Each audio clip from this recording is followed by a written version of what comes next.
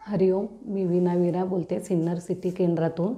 माझा अनुभव असा आहे की 2022मध्ये माझ्या पतिदेवला 21 तारखेला रात्री 2 वाजता खूप अचानकच तब्येत बिघडली। त्यांचं कधीच तब्येत बिघडत नाही, पण ती अचानक तब्येत बिघडली तर त्यांचे BP वाढलेला होता। तर आम्ही खूप घाबरलो। मग मुलाला उठवलं आणि मी सारखी उडी लावत गेली। थोडक्यात म्हणत होते की माझा हात असा झाला, माझं डोकं काम नाही करत।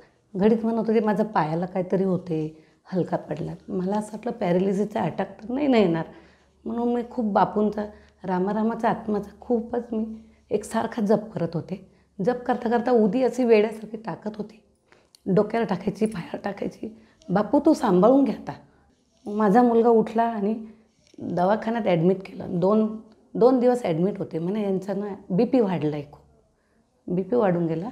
मग त्यांनी रक्ताची चेकिंग केली सर्व, पण त्या अगोदर 6 महिने अगोदर स्वस्तिक शताक्षी म्हणून गोळी आपली बापूंची, ती गोळी चालू केलेली होती। तर बापूंचा खूप धावा केला की काहीच होणारच नाही आणि सगळे रिपोर्ट केले, पूर्ण नॉर्मल निघाले। शिवाय नाशिकला मोठे डॉक्टर आहे, त्यांच्याकडे पण नेलं, पूर्ण चेकिंग केली। ते म्हणे तुम्हाला काहीच नाही, ब्लॉकेज पण नाही आणि काहीच नाही।